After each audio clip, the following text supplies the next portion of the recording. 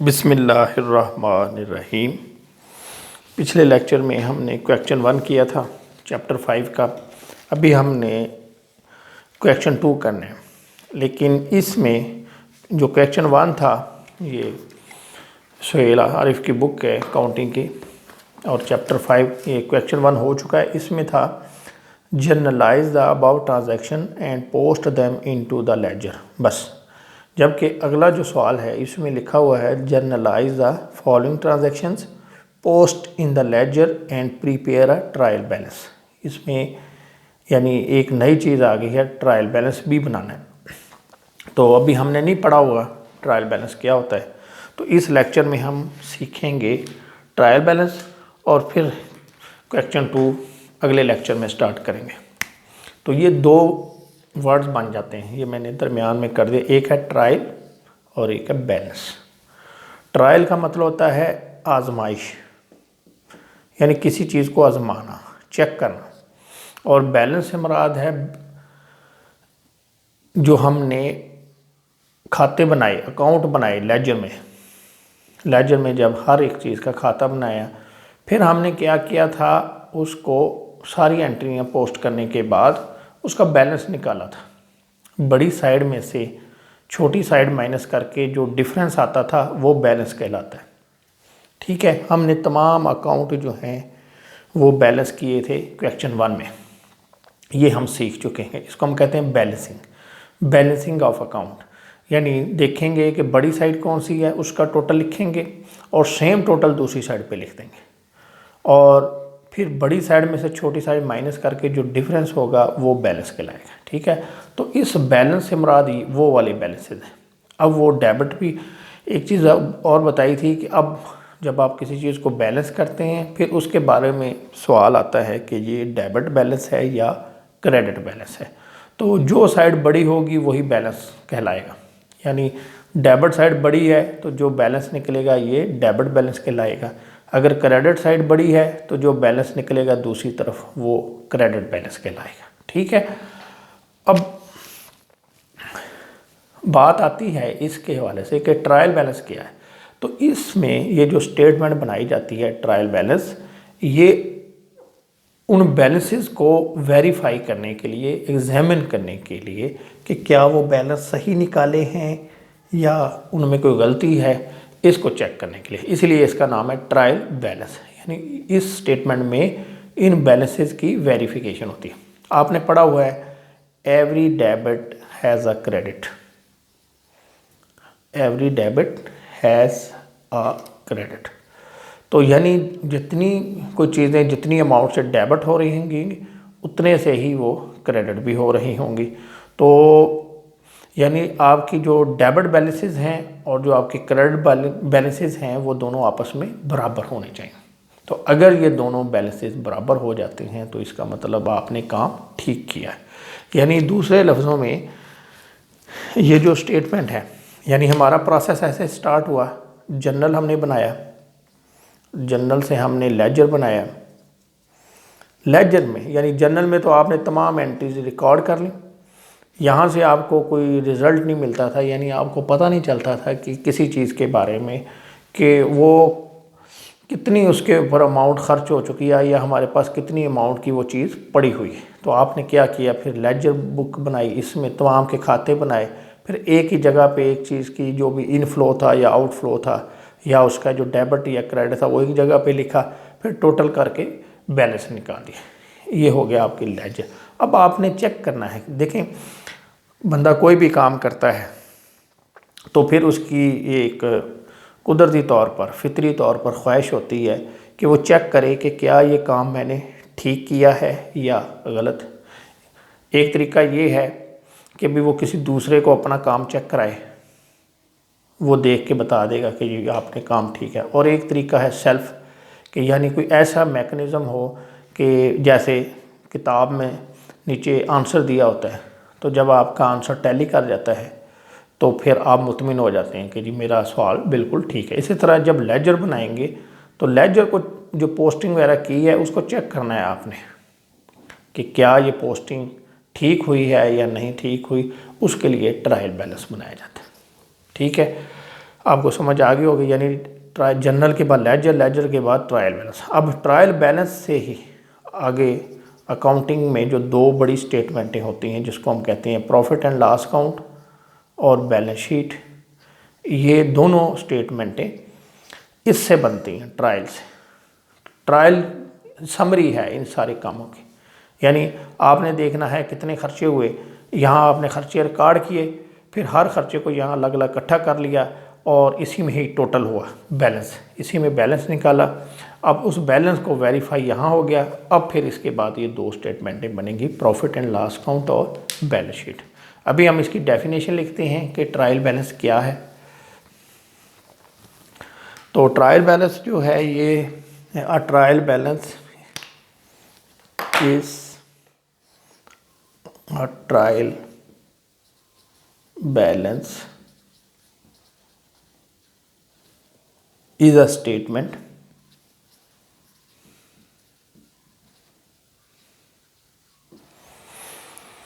prepared with the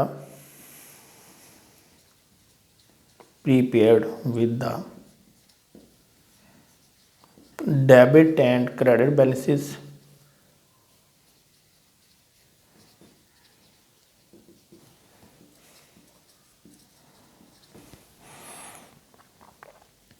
of the ledger accounts, the ledger accounts to test the arithmetical accuracy of the books। यानी यहाँ पे देखें कि ये क्या है, स्टेटमेंट है जिसमें डेबिट और क्रेडिट बैलेंसेस हैं, इनकी मदद से तैयार की जाती है, या डेबिट और क्रेडिट बैलेंसेस लिए जाती हैं। किस लिए?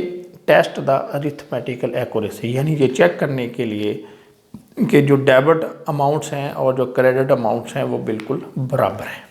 ठीक हो गया। ये आपको भी ट्रायल बैलेंस क्लियर हो गया कि ट्रायल बैलेंस की मदद से हमने जो पीछे जर्नल में, लेजर में काम किया होता है, वो जब समराइज़ हो के ट्रायल बैलेंस में आता है, तो जब वो स्टेटमेंट कंप्लीट हो जाती है, टोटलिंग हो जाती है, तो फिर उससे हमें पता चल जाता है कि पीछे हमारा जो काम हुआ है वो बिल्कुल ठीक हुआ है। अब इसमें क्या होगा, आपके जो हैं 5 कॉलम होंगे।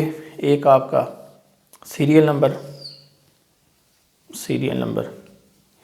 एक आपका होगा टाइटल ऑफ अकाउंट,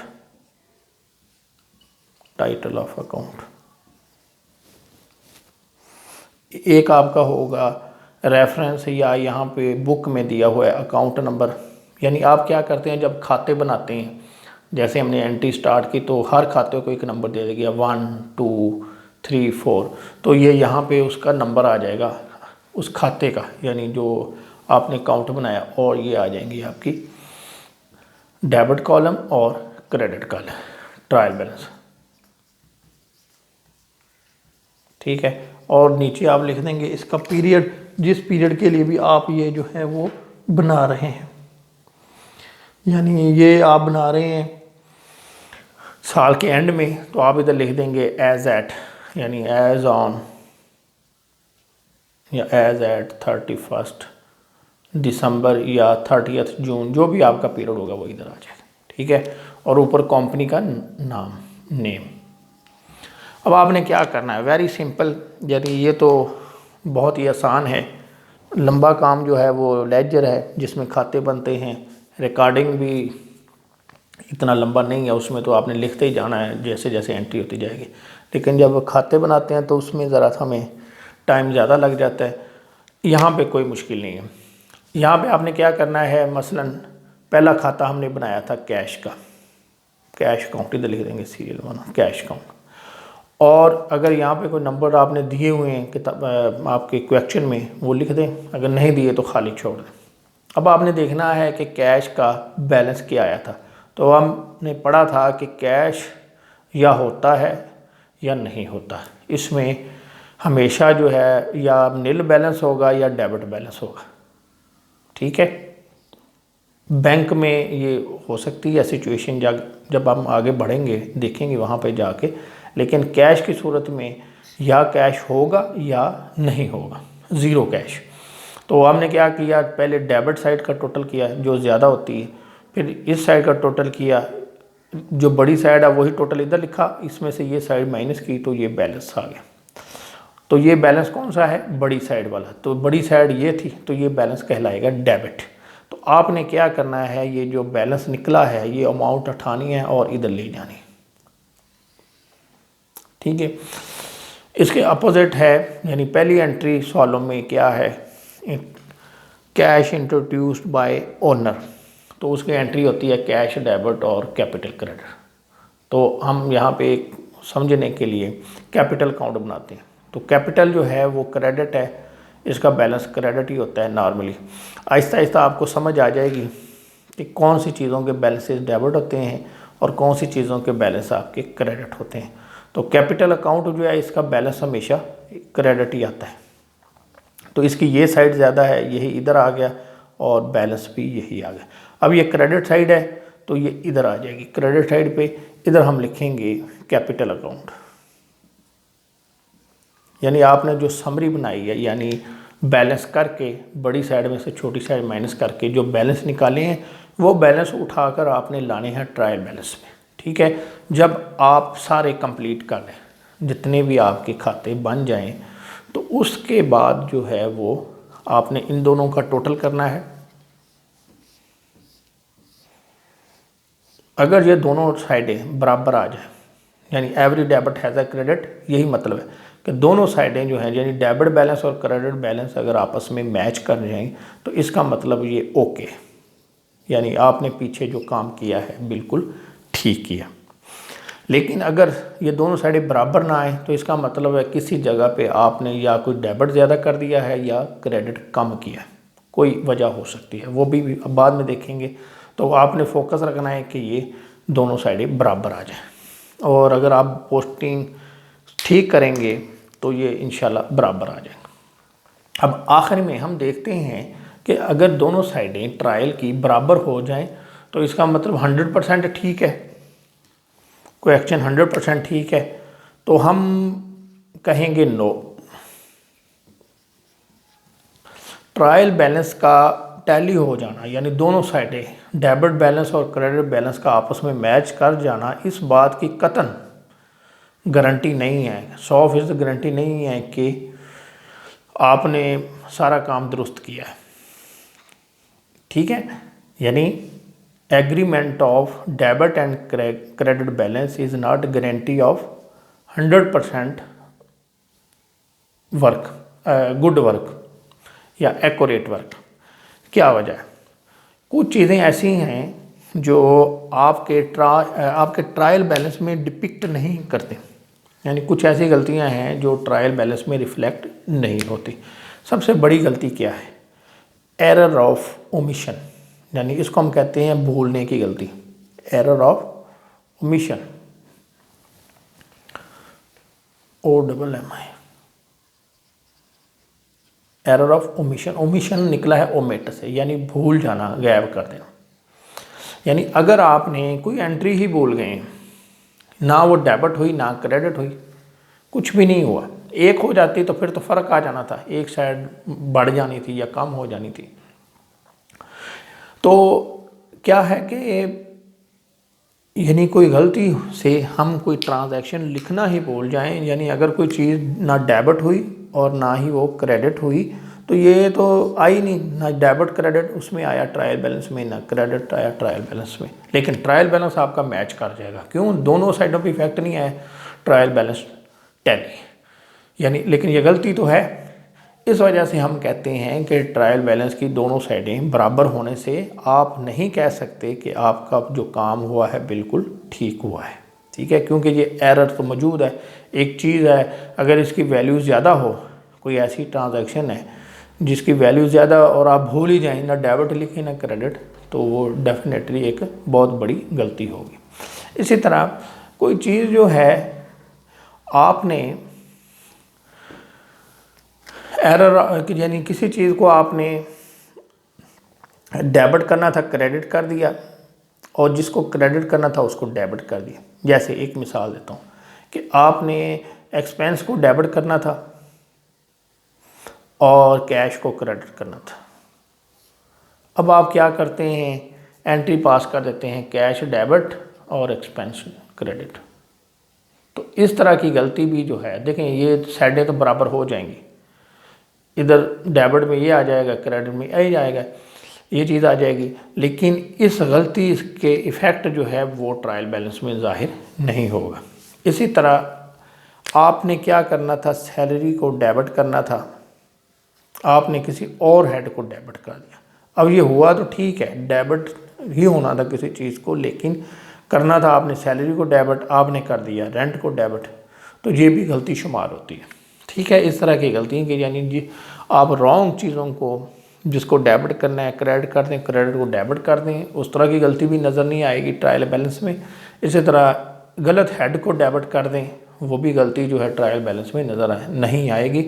यानी ये वो फैक्टर्स हैं, वो गलतियां हैं जो कि ट्रायल बैलेंस में नज़र नहीं आती, लेकिन ट्रायल बैलेंस की दोनों साइडें बराबर हो जाती हैं।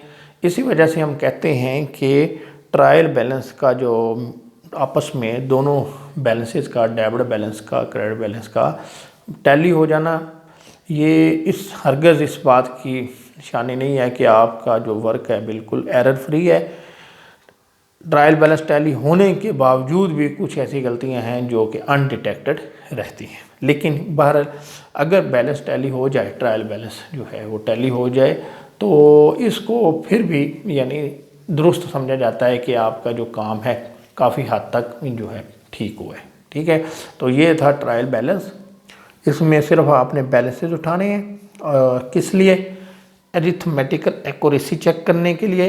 अरिथमेटिकल एक्यूरेसी चेक होगी डेबिट बैलेंसेस की और क्रेडिट बैलेंसेस की। अगर दोनों मैच कर जाएं तो इसका मतलब आपका वर्क जो है पीछे पोस्टिंग वगैरह ठीक हुई है। लेकिन फिर भी कुछ ऐसी गलतियां हैं जो कि ट्रायल बैलेंस टैली होने में नज़र नहीं आती। आगे जो अगले वीडियो लेक्चर में हम क्वेश्चन 2 स्टार्ट करेंगे और उसमें तीनों चीज़ें ही हम देखेंगे, जनरल, लेजर और ट्रायल बैलेंस।